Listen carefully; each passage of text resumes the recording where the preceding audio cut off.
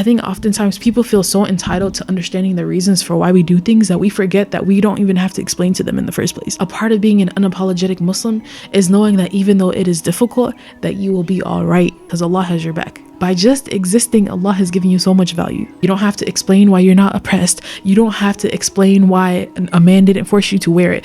I know there's so many societal and historical reasons for why as hijabis, we oftentimes show up with the default setting of feeling like we need to explain ourselves and to explain our existence to people. You don't have to get other people to understand us. I want you to know that it is okay to be disliked. Assalamu alaykum wa rahmatullahi wa barakatuh, everybody. Welcome to another episode of Embracing Rahma with your host Fatima. And today we're going to be talking about how it is time to be an unapologetic hijabi.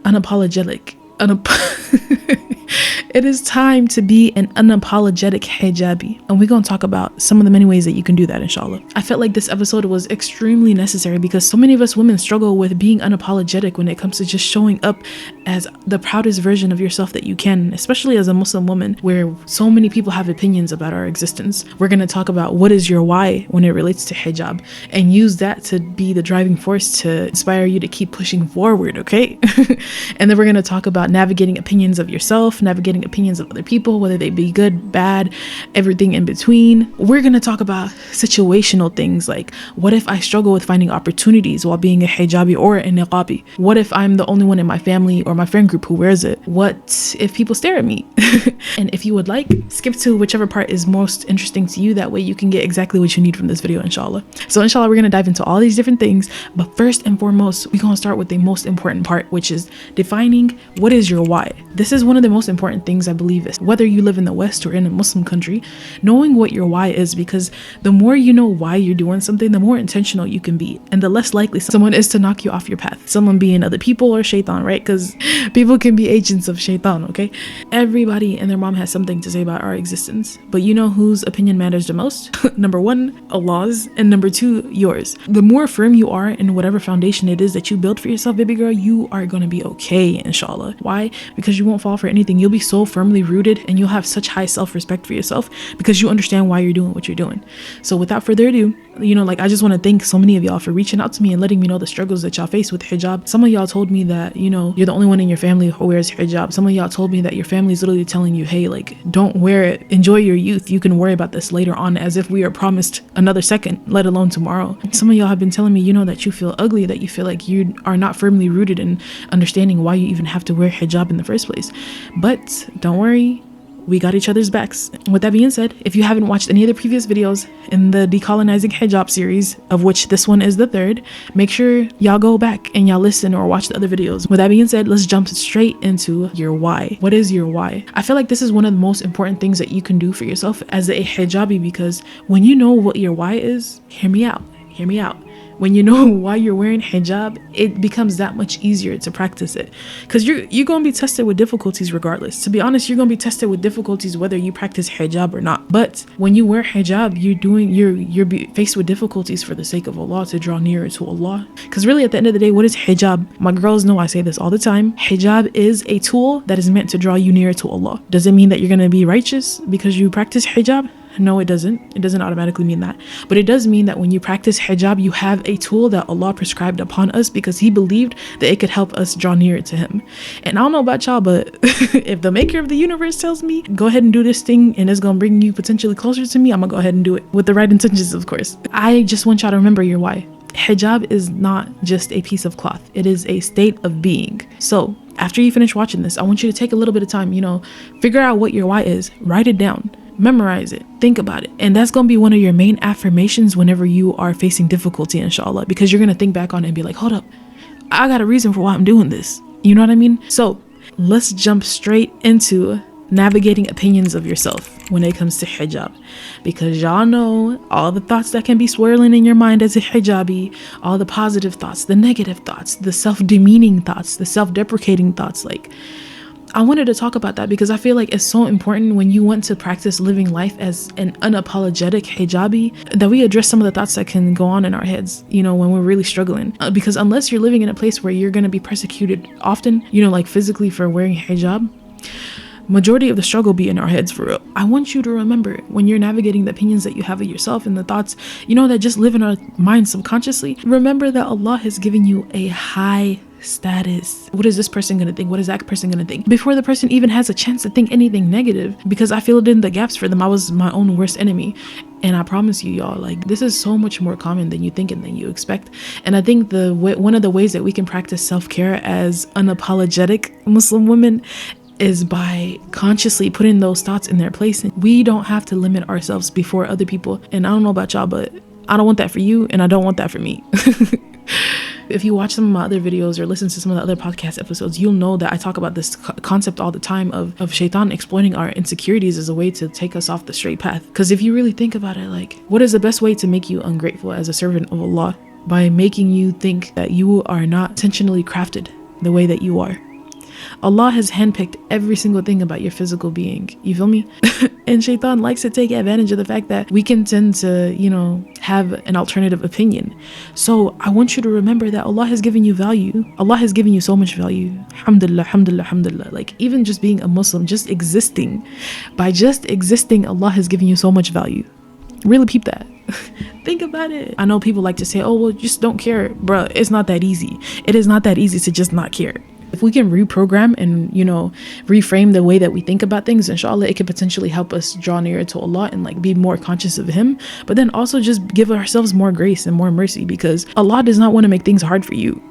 Allah does not want to make things hard for you at all. And being intentional, we can live our best lives as unapologetic Muslims. Another thing I wanted to talk about is limiting yourself. I had a conversation with someone about this too recently, when they said that, they feel like they're missing out on a lot of things because they wear niqab.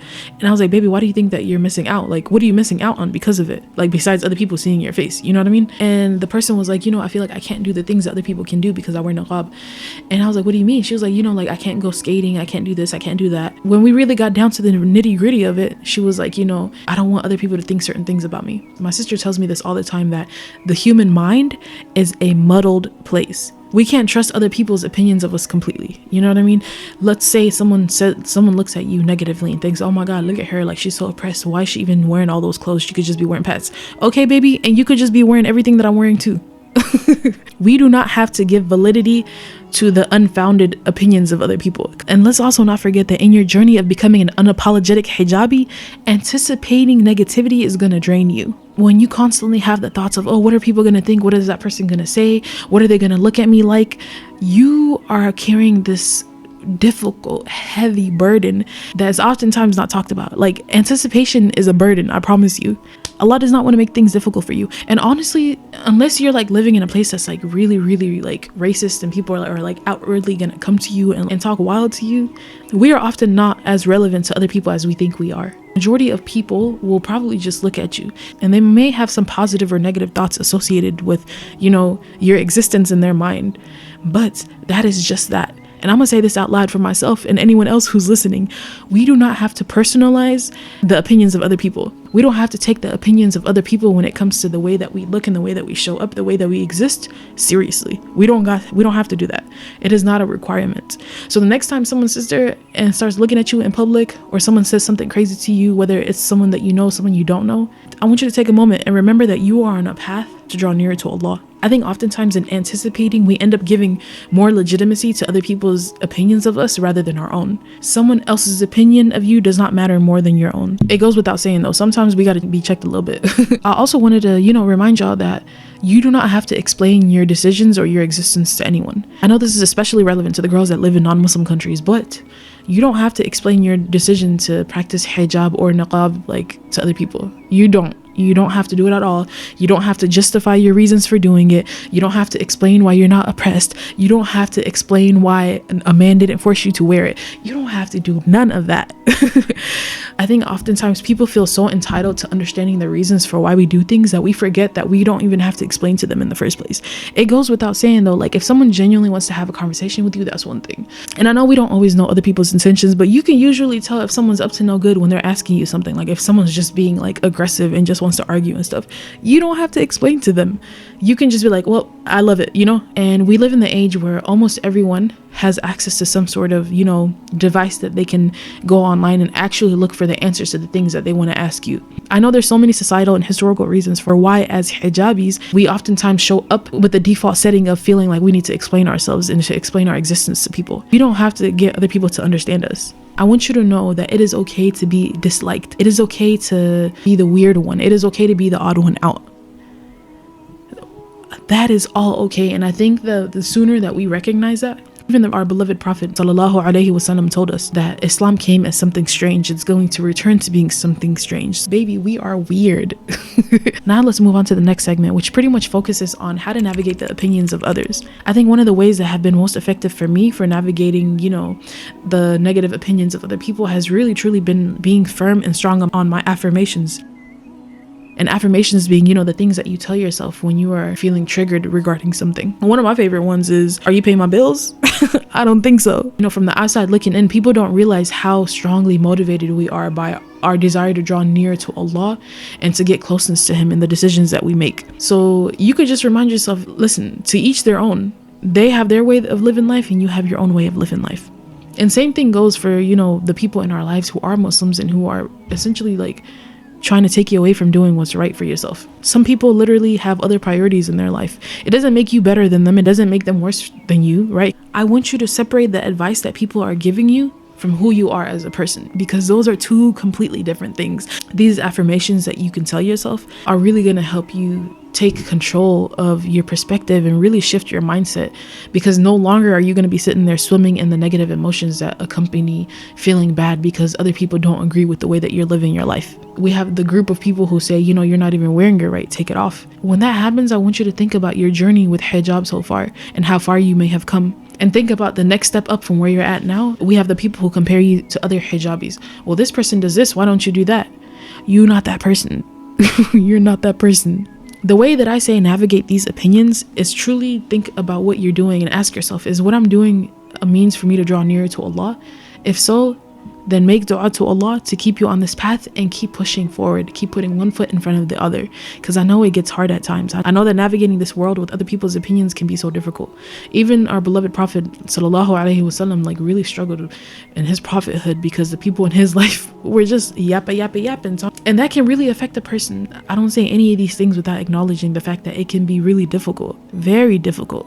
But a part of being an unapologetic Muslim is knowing that even though it is difficult, that you will be all right because Allah has your back. What about when people have good advice, but they have bad delivery?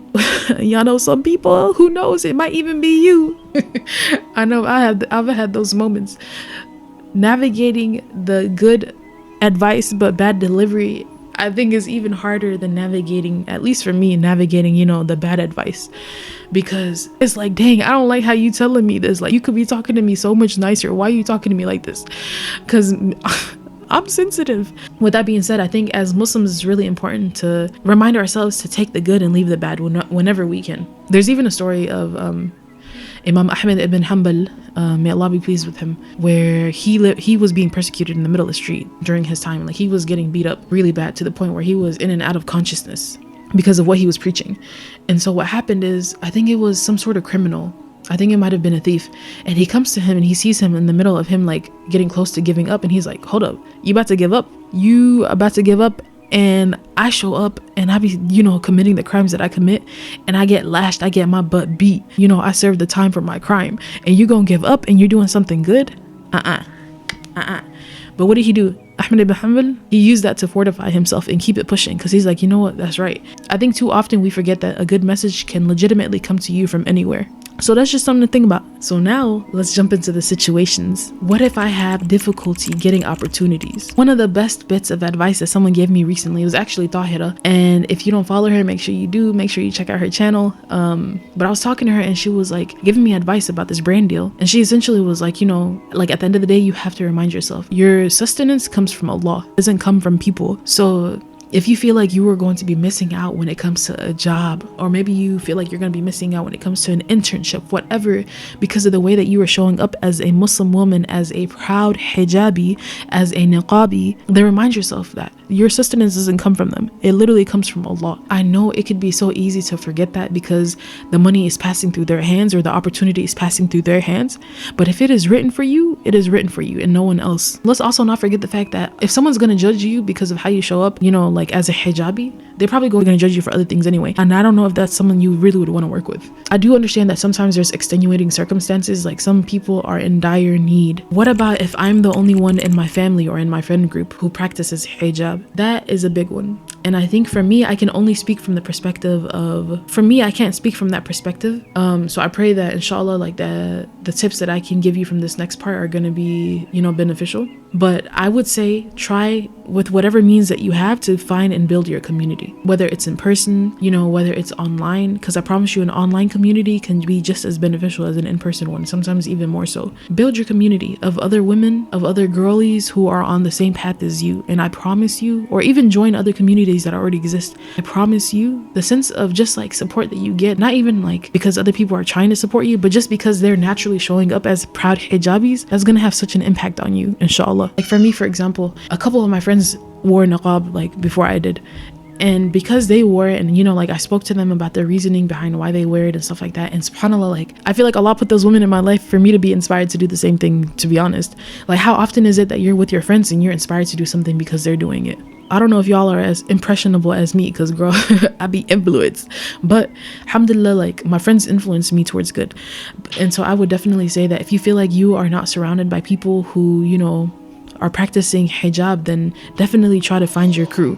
You can read over and over again in the Quran and even in the Hadith where we are encouraged to be in community with each other. Like Islam is a communal faith. It is a very communal faith. That's why you get good deeds for visiting people who are sick and taking care of one another. Like Allah wants us to stay together. So find other people who are hijabis. And I promise you, I know for my introverted people, this might be a little bit tough. And that's where, building an online community and finding community with other girls online can be very helpful to you, inshallah. Even in the YouTube comments, girl, like me, one of my best friends, my content creator, bestie, Ayan. If you see this girl, just know I love you. We met in the YouTube comments. Like she posted a video and I just dropped a comment on there and we've been friends ever since. And Bernelli, and Monique, like alhamdulillah, like shoot your shot. That's how you make friends, I think, like as an adult. Because no longer are you like going to school and surrounded by other people physically, like who are on the same path as you feel me? The next thing is, what if people stare at me? Part of being a hijabi is recognizing the fact that people gonna stare at you. It is just a fact. It's gonna happen. People gonna stare at you. And I think the sooner that we accept that, the sooner we can start moving more like progressively and like not worrying too much about people looking at us. Because to a certain extent, you still want to be aware of when people are looking at you. You don't want to be followed and not be aware of it.